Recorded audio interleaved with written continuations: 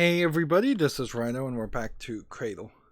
What's interesting, I guess we could say here as I walk back to the hut, the yurt, is they oddly front-loaded all the frustrating content that required a walkthrough. I found out what special quality those kids had. They had exceptionally developed visual perception, visual and aesthetic. For them, the shape, color, and the like of surrounding objects was of critical importance. Some things were beautiful in their eyes, others the definition of ugly. And here's the kicker. They were always in consensus. But it was that very ability that ultimately became their blight. The particulars, however, I still do not know. So, again, the story is kind of focusing around beauty and quantifying beauty. It sounds like the kids might have been, well, I don't know if autism would be a fair claim. Like, you probably wouldn't use the word artistic more than autistic, but different at least in comparison to how everybody else. See, now look around here, just how dark it is as the sun is setting. What once was brown sand now is getting dark enough to be confused for black goo. I wonder if the black goo does come out and start to limit our movability. That might be the case. We didn't really get any music on the way back, but I guess that's because we're getting dialogue instead, and everything resets. Yeah, I haven't had to use the walkthrough since finding the toy cache, so I don't know why they would have put all of that at the beginning and did not, like, fix those problems. So her battery's dying. We got a new battery. Did you bring the battery? Yeah. Help Let's me ask understand a question first. What? We already read this, so You mentioned there's originals, like right? no cancel that? and there's no skip That's here. Destroyed. Why? So Why? you just have to What would click happen through if they everything communicate? twice, I can't be and sure. you still have to Got you still have to listen to the beeping. Did you bring the battery? Here it is. Let's replace it. Go ahead. But you'll need to switch me off first. All right. Here come the shakes again. Well, no way around that. Yep. Shut me down. So See you in a minute. they said that they basically have panic attacks every time they're shut off.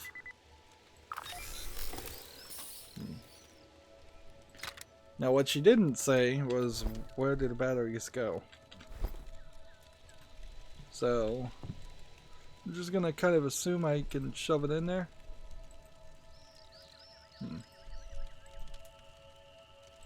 Nope.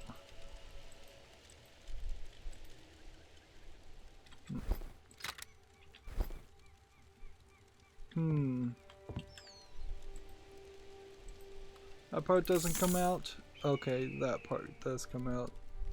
So we'll just go ahead and toss that over there. And then put in the new battery. And then I guess put our head back on. New task added, speak with either. I guess put our chest back on too, might as well.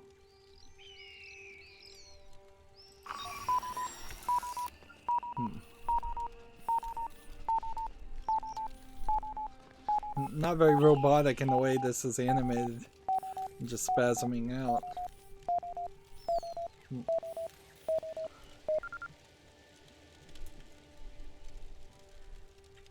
Let's see. Honestly, this game would have easily been improved by just having a compass, something pointing us in the direction we're supposed to go. It really wouldn't have to have been too hard to do that, You don't have to even really program much of a system. 2 attacks in one day.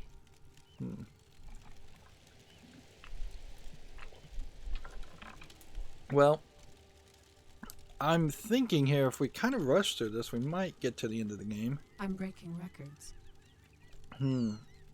Congratulations. But I really don't know where the story is going to go. Thanks.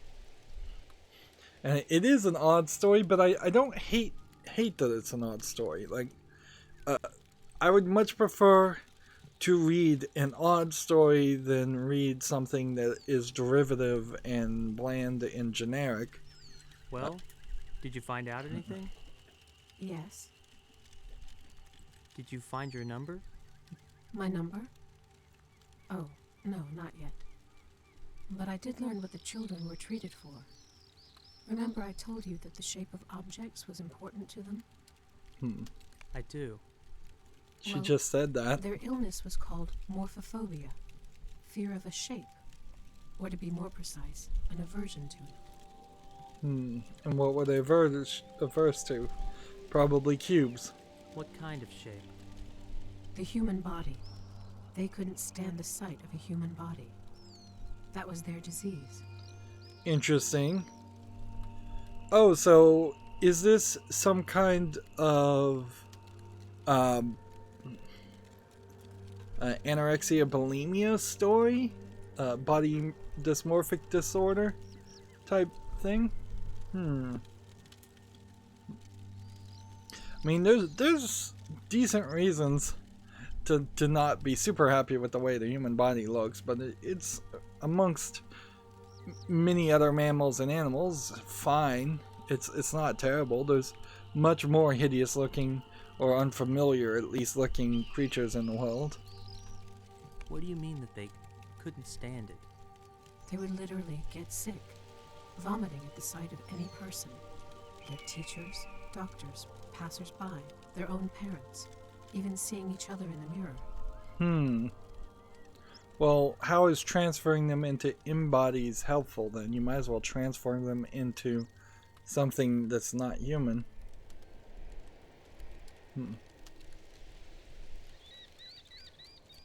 Which one of these would give me more backstory? What did they dislike so much about the human body? We never did find the answer. The children weren't able to articulate their feelings. First of all, they were really young. And secondly, they were unable to communicate at all with anyone. Any attempt at communication caused suffering and psychogenic vomiting. So, I just noticed the way they've laid out the choices here. It seems like the top choice always is the move the story along choice, and the you will lose other options choice. Very odd. Usually that's at the bottom, and pretty pronouncedly obvious that choice will move the story along and skip any side conversations. I'm fairly certain there have been a few side conversations and questions I could have asked that I didn't ask, and I've missed them. It's probably not worth playing this game. I'm not even sure it's worth playing this game once, but twice, almost certainly not worth it to get all this dialogue. And there's not enough dialogue here to justify missing any of it. This all would have been better as just a conversation where she just talked to you and you just talk back automatically. There really doesn't need to be anything else going on. While something like this might help somebody who's deaf, subtitles could do that just as well. We don't need to encourage or force the average player to take a break so they might read the dialogue that is just spoken. It's spoken on both sides. Both characters are talking, so very few people are getting anything out of this being written. What an unusual disease. Yes, which is why the treatment was likewise unusual. Now I know the purpose behind those strange activities. Playing with cubes, collecting parts, and so on. So why were they assembling an embody on stage? To cultivate in the children a positive association with the sight of a human body. They were using those bits to independently assemble a fairy tale character, a positive character. And thanks to their efforts, a young woman would take the stage, the defender of beauty, protecting a blossoming garden from a wicked witch. The witch symbolized ugliness? Evidently. Beauty would triumph over ugliness, and the children rejoiced at their involvement in bringing about a happy end. Bit by bit, their repulsion toward the human body was thus dislodged from their psyches, replaced by a new mindset which filled the human body with beauty and goodness. This is an interesting thought because I'm not sure a baby, like probably a 5-6-year-old average human being, totally knows what is beautiful and what is ugly in whatever society they're raised in's eyes. But I'm not sure a baby really knows what anything aesthetically ranks or rates at. I think a baby with an ugly mother probably loves that mother as much on average as a baby with a beautiful mother. So the idea that they had an aversion or repulsion to the human body, and that they had to be taught about this concept of beautiful and ugliness, is a weird allegory if it's supposed to be an allegory. I don't know if it really is. This whole story feels like it's a weird allegory written by like a perfect tinned blonde white rich girl, just a stereotype, like that stereotype. And it really does feel like that's what the story is being here, is like being beautiful is the best thing ever. It's what all society should seek out and try to accomplish. Perhaps this is even a counter argument by the time we get to the end of the story. Maybe this is a person who isn't particularly that attractive writing this story and saying this is what the world would be like if all the beautiful people got together and made that the main focus of a society. Yeah, personally, I don't think aesthetics matter too much. When you take a long view of it, when you start to think most people are going to get in their 30s, 50s, 60s, 70s, and their looks are going to just go. Beauty is a very fleeting thing. It's nice to have it and try to maintain it to a certain extent, but it's not super valuable compared to, say, societies that exist now that value hard work and effort for whatever that is, or value just being rich in general, which that seems to be the general most societies, or that they value intelligence, which your intelligence leaves you a lot slower than your beauty would, or just being kind, being caring. That's a very valuable thing too, that is often undervalued in a society. I'm having to do a lot of talking, so I'm drinking a lot of water. So again, I'm gonna go with the bottom one. But why did they need to go through a transfer? The transfer anchored this mindset. All the emotional experience obtained at the Grabera Garden would anchor only in a new body. Otherwise, the therapy had no effect. Weird. That implies that when they are copying someone, they're kind of copying their current mindset instead of their natural state. Which is an interesting thought. If somebody had depression and you could, say, give them antidepressants, and then they were very happy and feeling good, and then you could just transfer their mind state on those antidepressants into a robot body, so then their physical brain chemistry could not bring them down once the antidepressants had worked out of their system. That'd be interesting, but I don't know how true or valid a copy you're making at that point. You're more taking a picture of a moment more, instead of making a 100% copy of a human being and their entire mental state biochemistry. I see. And the cubes? What was their purpose? The cubes have an extremely simple shape. Always Playing with asking about the villains cubes. blunted the kids' excessive sensitivity. Their psyches were being simplified so as to start sewing in them trivial categories: good and evil, beauty and ugliness. Because their perception developed in an anomalous manner, the kids saw the world of shapes very differently, in a way that grown-ups could never understand. And there was no other way to save their lives other than to make them simpler. Dumb them down, it seems like. So it seems like these kids are actually nuanced in a world that really, really doesn't want nuance.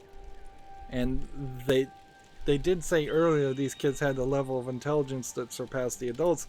I wonder if this is kind of a idiocracy type world where nuance has been completely removed and everybody is really, really simple-minded.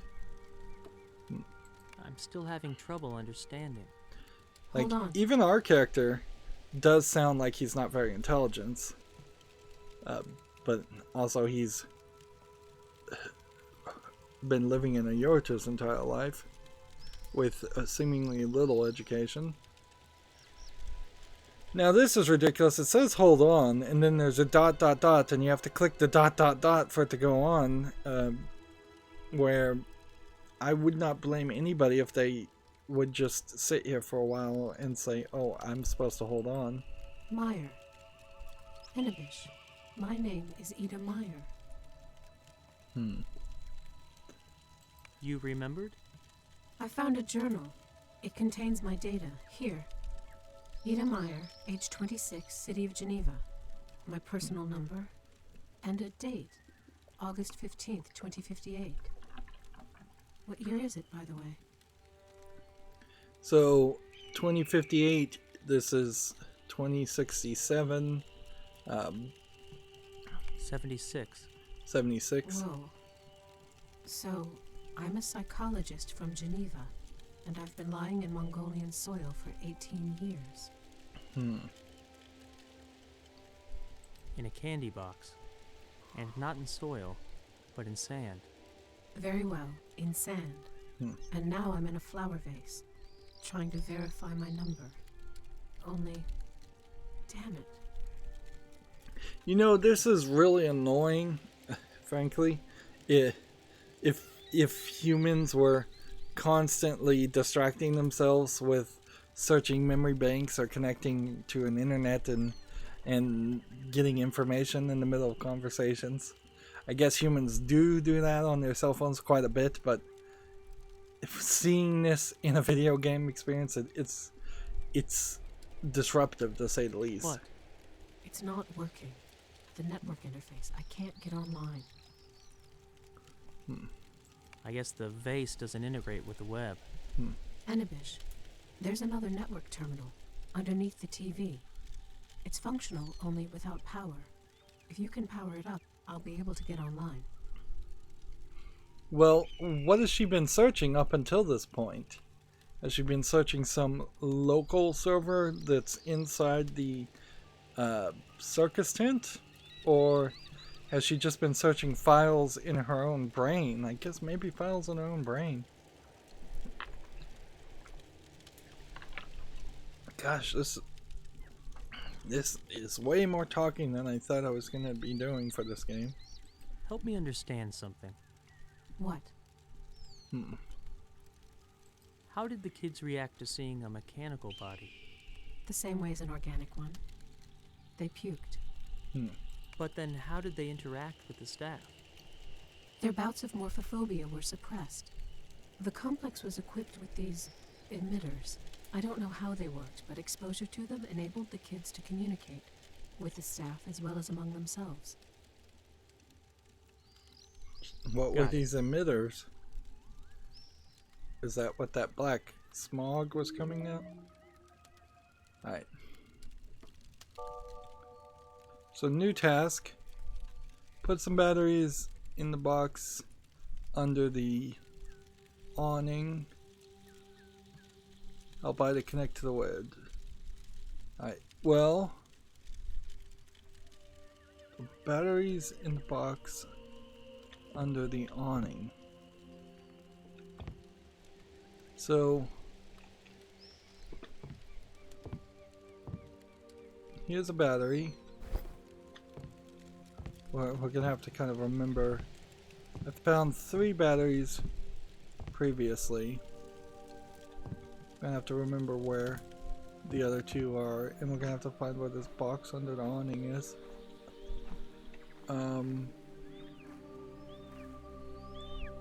Okay. Looks like that is that. Okay. I'm gonna take that and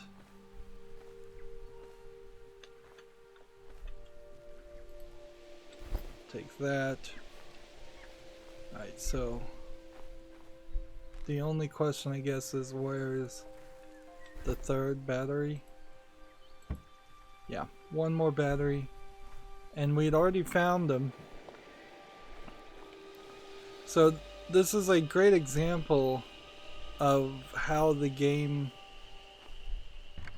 opened up the realm in which we would run into all this stuff way before we needed it. And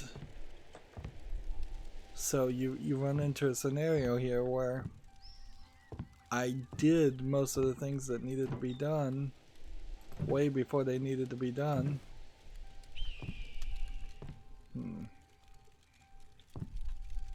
I'm fairly certain that there isn't a battery out in the outside, so it's got to be somewhere.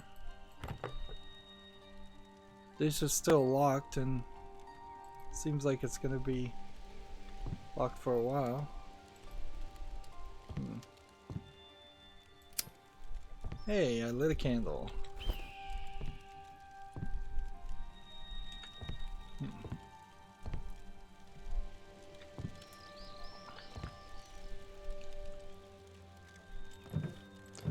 So, several hours later, now that we need that battery,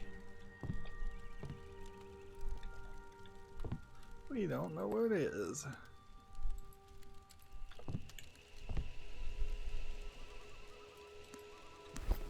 And it's nice to have a flashlight in the game. Having just recently played Control, I desperately would have been satisfied with having a. Ooh. Didn't know we could sleep.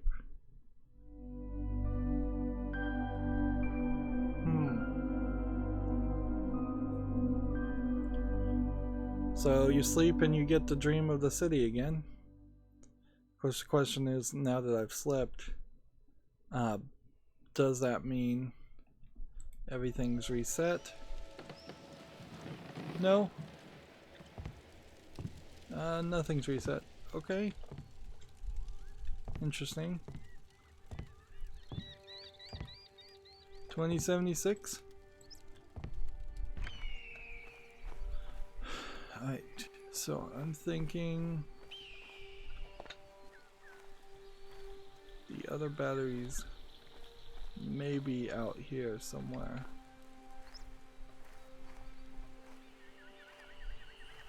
Maybe up here. Come on.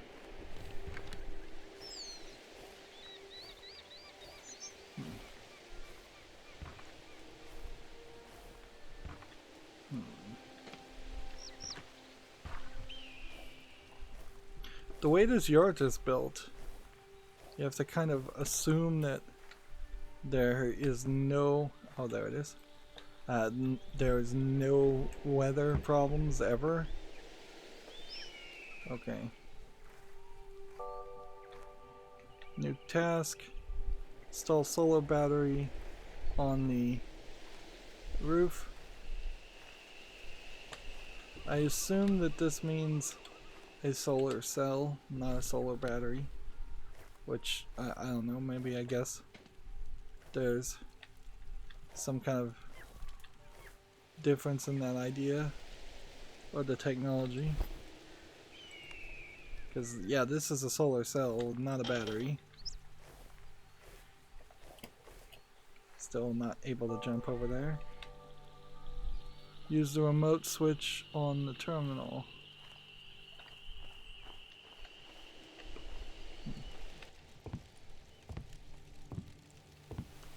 Yep, this is...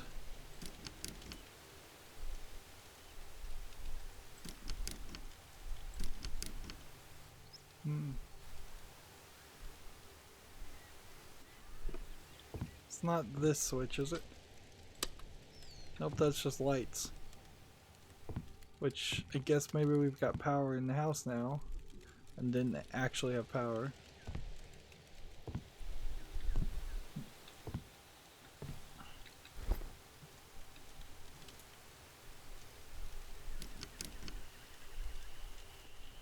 Alright, so now we have to find the remote. Is this the remote? Did I ever see anything that looked like a remote?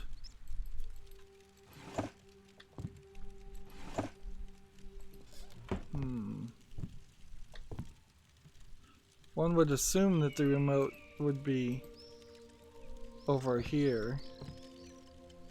Or maybe on the table. Is this a remote? What is that? Some kind of mouse thing.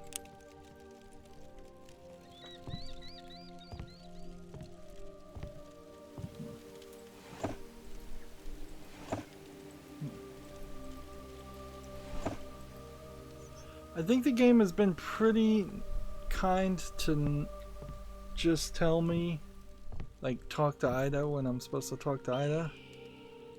So, let's see.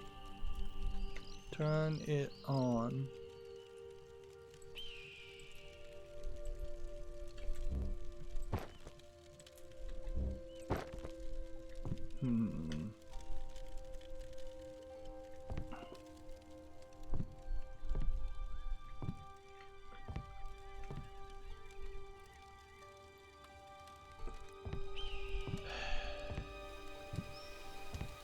Is this a remote?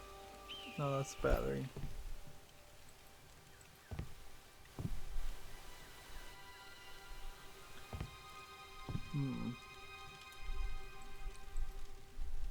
There's another bed over here.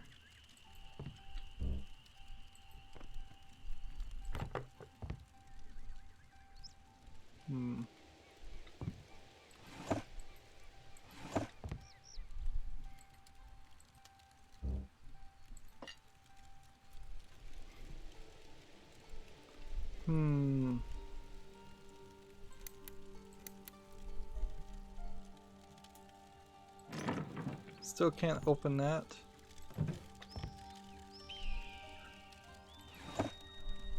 No remote.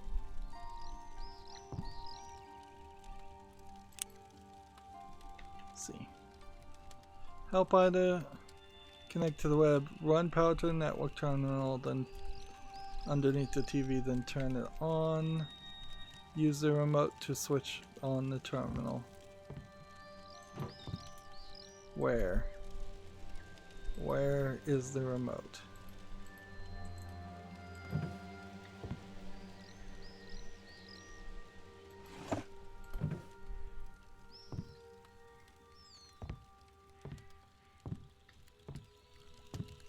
Let's see.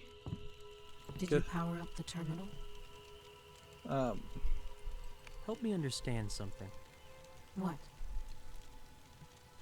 How did the kids react to So seeing they the have to go through this mechanical whole dialogue The same way as an conversation. organic one. But then how did they interact with the staff? Their bouts of morphophobia. Got it. Right. Maybe there's something on the walls that's a remote. I mean, that could be a remote.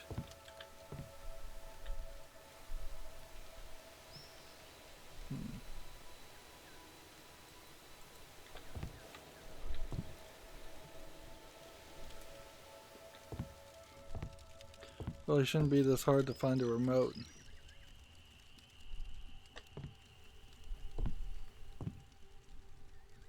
Flower scanner. Honestly, the layout of this area is not too crazy. It does seem like things are in a bit of a place. It's just a radio.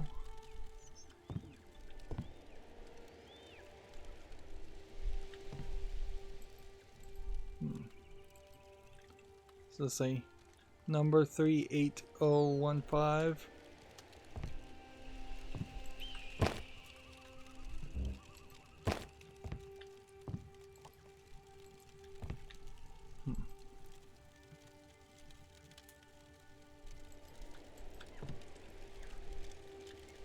There's garbage on the floor, I suppose, but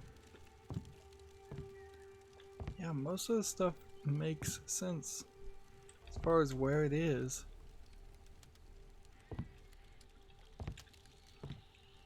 So I think what this boils down to is I think I'm gonna have to use the walkthrough again. And I had praised the game for kind of getting rid of the ridiculous find this awkwardly placed object or this hidden object element, but we're definitely back to that. Alright, so I'm just gonna look at the walkthrough again. There's no reason to spend another 5 minutes looking for it. So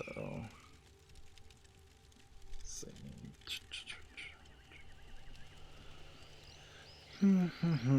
Load up the page again. Scroll down. Scroll down. Scroll down. We're very close to the end. Let's see. Alright, we just did that part.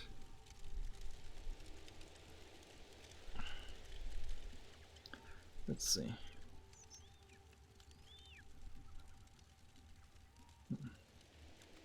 It's on the floor between the photocopier and Rydo's table at the very center of this next picture. You need to crouch down to reach it. Crouch down. What button crouches down? I see it. It's right there. I'm looking directly at it. And alright. So Q doesn't crouch. E doesn't crouch. E brings up inventory. S goes down. Alright, so let's just look at the settings. Crouch is control. Okay. So this whole time we could have been crouching down.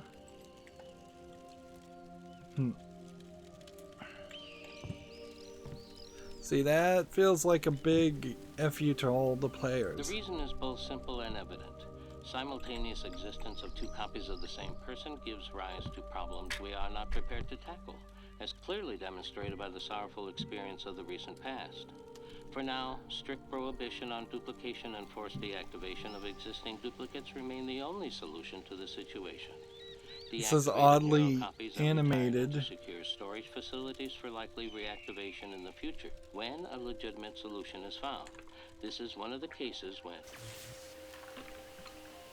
So they're still talking about this. TV is filthy, by the way.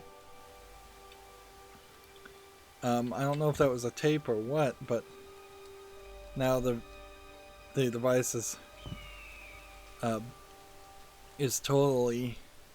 I could imagine the TV being filthy, frankly. I doubt this is very airtight environment. But why was that animated? Like, just to make it more beautiful? I don't know. And see, I still don't know if these numbers that we see here are HQ numbers in the same way these are HQ numbers, and then there's other numbers that have been talked about that are like identification numbers, which aren't HQ numbers, I don't think. Ida, our terminal burned down. I know, but I managed to check the number in time.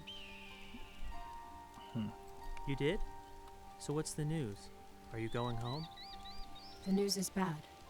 I no longer have originals right. There's nowhere for me to go.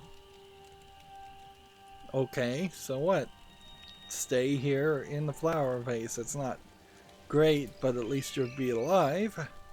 Or I could dismantle you, I guess, if you want to just be shut down. Why? I was restored. 3 years ago, Ida Meyer was confirmed dead and restored from a reserve neurocopy. She currently lives somewhere in Geneva. So death has very little meaning, apparently, in this society. We don't seem to have much luck. How did she die? It says here, died in a disparatoxin emission in 2058. This means you're now a duplicate? Correct. My very existence is illegal. Well, don't fret. We'll improvise.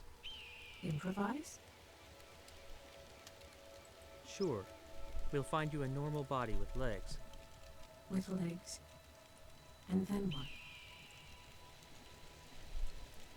Then we'll live our lives, selling flowers. Enibish, listen.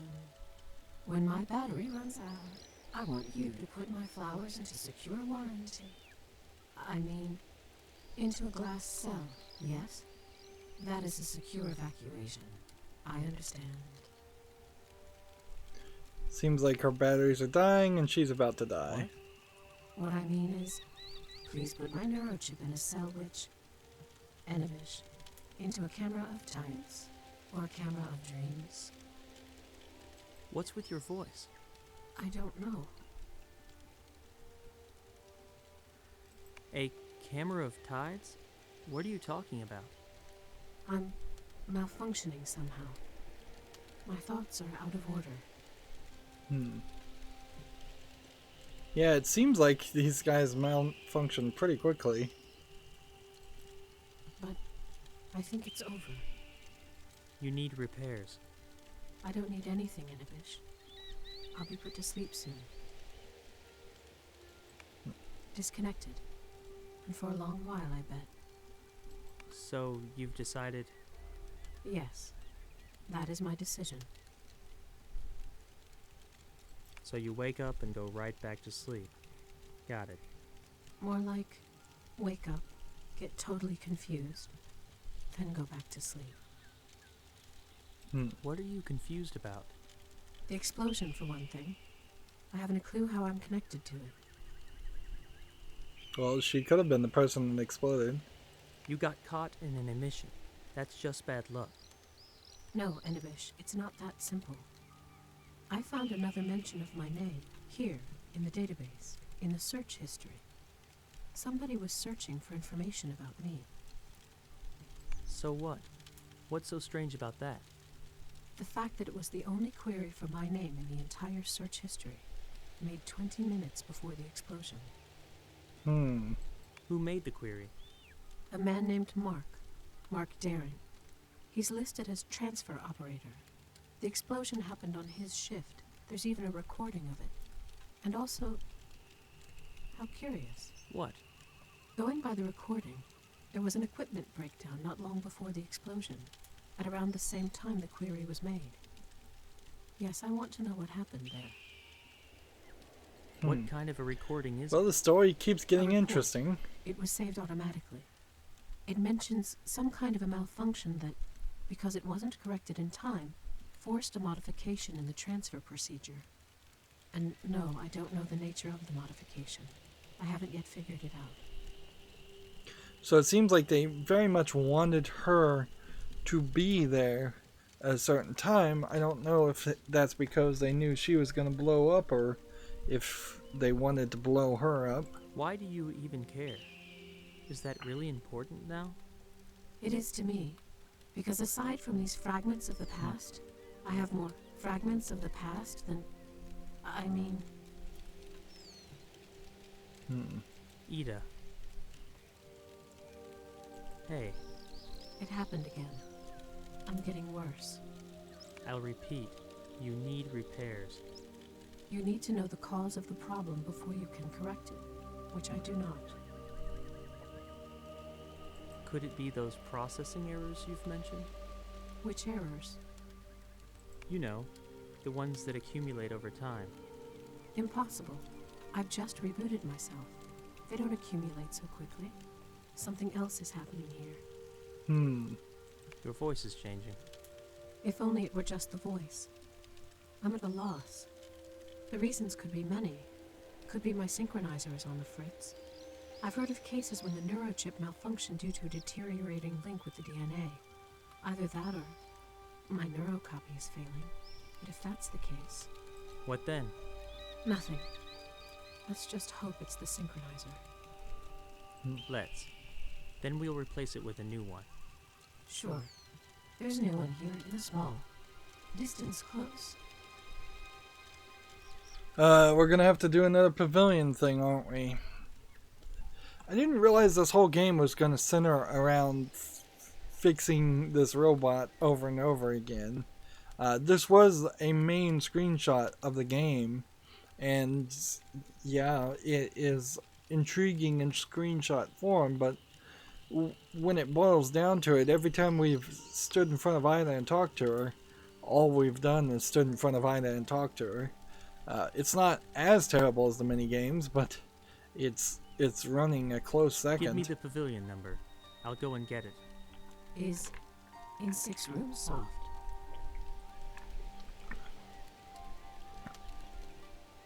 Got it. And, don't go crazy just yet. Try. Try. Yes. So, let's see. Go search the 6th pavilion for a 4th time. It seems like this is so ridiculous. 3 would have been the Nintendo number if they were gonna just say, alright, we'll do three of these trips and that's it. But to make it a 4th is annoying. Might as well try something different here.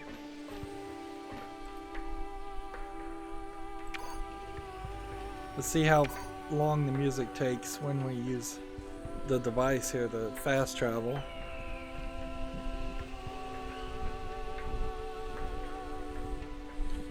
Well, it does save me a little bit of time.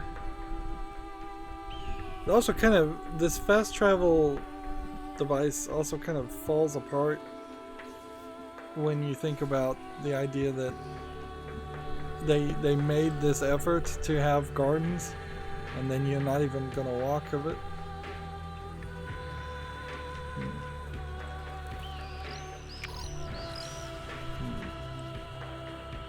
So one would assume that, so all of these kids would be sitting here and potentially vomiting, looking at each other while fast traveling through this,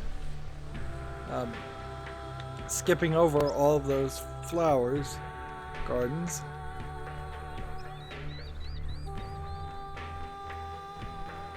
And yeah, it still gives you plenty of time to keep playing the music. So 6.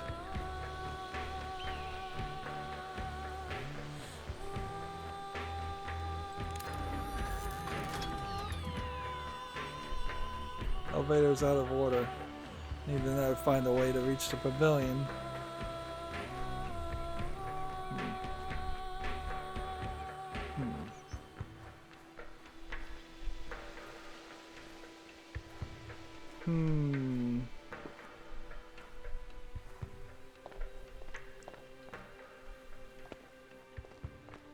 Is this supposed to be the Wicked Witch, I guess?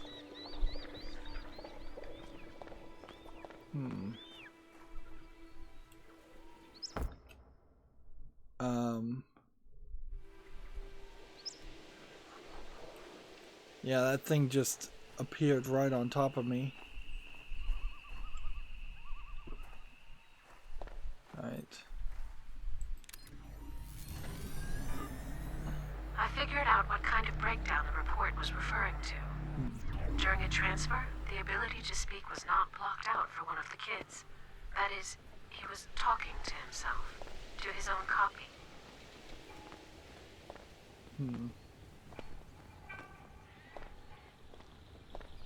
So, it's nice looking up here. Question is, can I find a pathway across?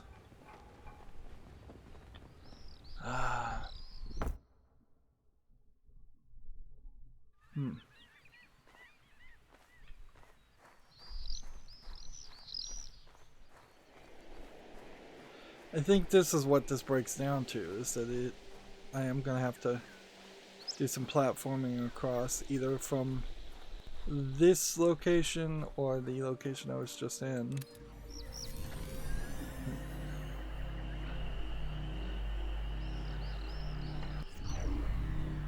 So it seems like the story has opened up some mysteries, and so we kind of want those mysteries solved.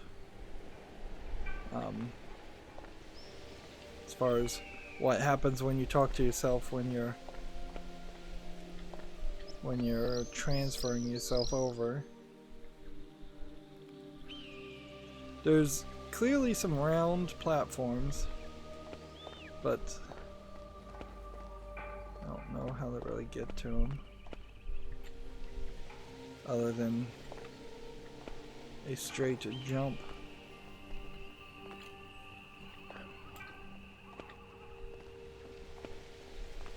There's just a lot here.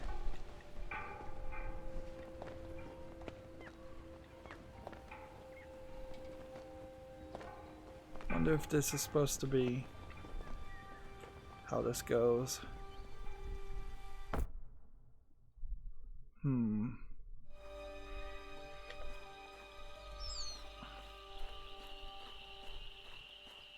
Maybe there's some secret passage back here. If this really is jumping and platforming, this would be way more jumping and platforming than we've seen so far. That being said, that is kind of exactly what I saw complaints about in the game, was that they had jumping platforming sections that the person who was reviewing the game negatively did not appreciate.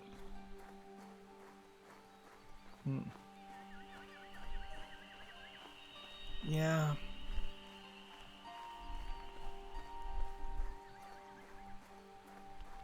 There's only one entrance.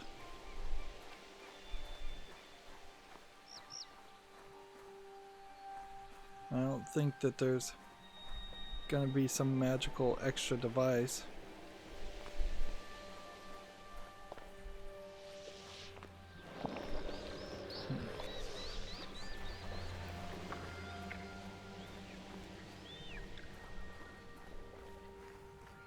So it kind of does limit you down to 2, maybe 3 places to start. This wouldn't get me over there. There's a platform over here. I think it is this, yeah. Seriously, want me to jump on this and then walk up over here and then jump. Be careful.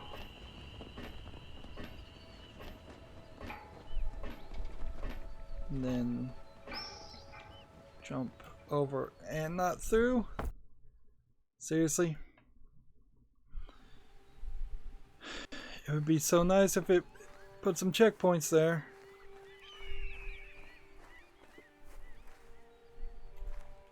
Let's see, and I just want to get to the door, and then we'll start the next recording dealing with whatever dumb minigame is we have to deal with.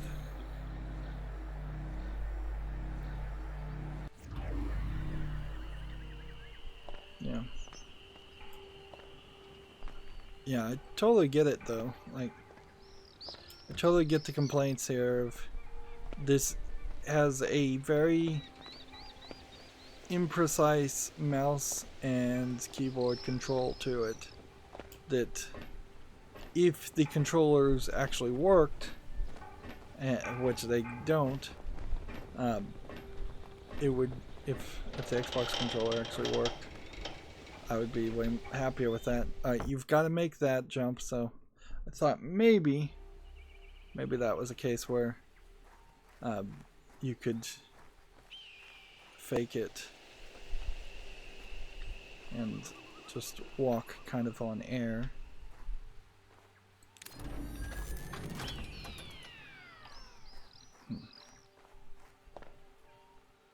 But no such luck.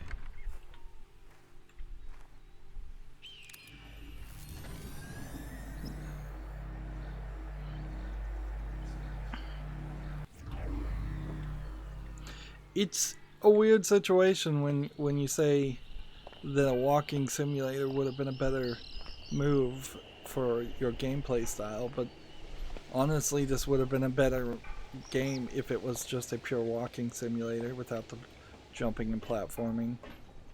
Would have been easy enough to take this part out.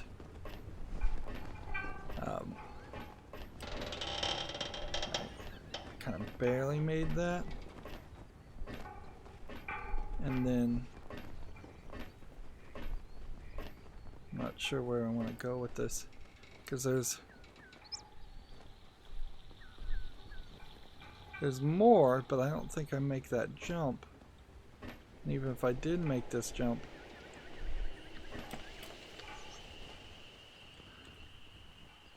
I don't think that's where I want to go. Because this is where I want to be, is at Pavilion 6. So going forward only makes sense if I have to go forward and then come back around, which might be the case. That might very well be what they're trying to tell me, is that it's just so broken on the back end of the platform.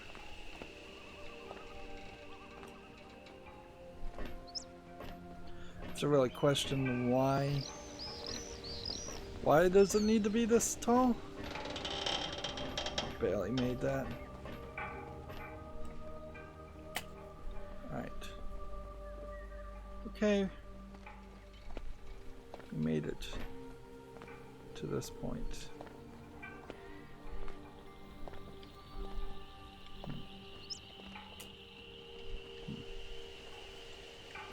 Just gonna try and walk as much.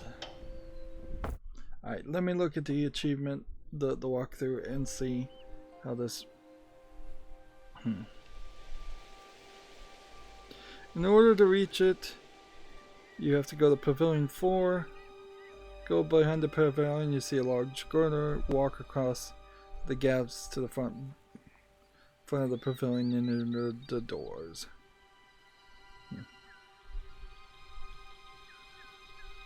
Yeah, so there is nothing more to it than that. It's not, at least according to the walkthrough I'm looking at, it's not trying to complicate it by making you go to Pavilion 7 or 8. I guess it would be 8, and then work your way back down. It's just that this is just not a smooth, well programmed game. Honestly, I don't think it takes too much extra work to remove this kind of stuff. I don't think what happens almost uncertainly is you run out of money, and so everybody gets fired in roughly 5 minutes.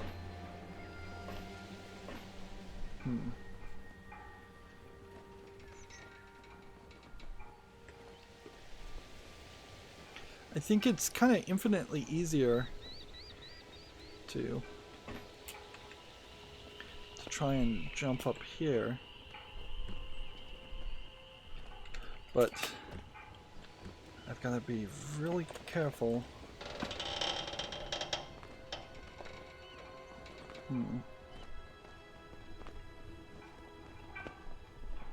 Does feel like maybe I was supposed to jump on this girder. Ah, seriously.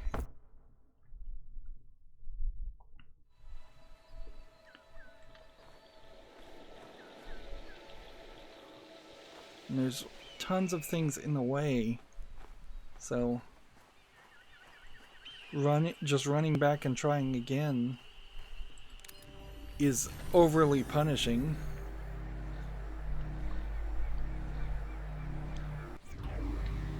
So, like, we pretty much have this part down. If I can land on this girder and not fall off this girder from this point, I'm fine. If I can make this jump, I'm fine.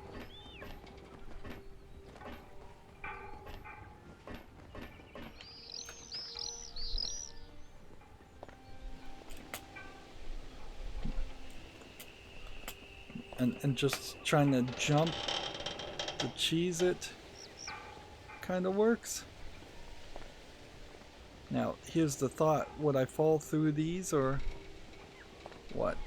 It's so much easier to try and jump like this than it is to jump over a small gap. Interesting, I didn't even die that time. Is that because I jumped at the last second, or what? Well, I'll tell you what. We've probably been going an hour now. Why don't I do this off screen?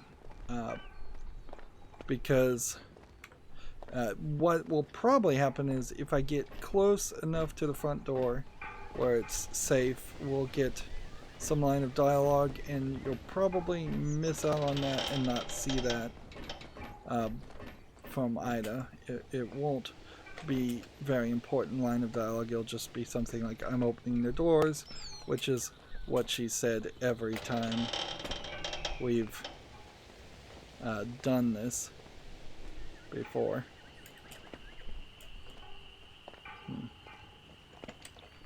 There we go. I see you. Go on in. Okay. So, let's leave it at that. Where are we with the story?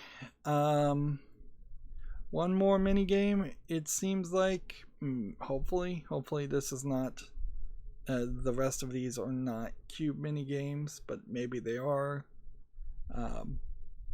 1, 2, 3, 4 load sections, and maybe there isn't a load section to the very ending of the game, so maybe there's a little bit after that too.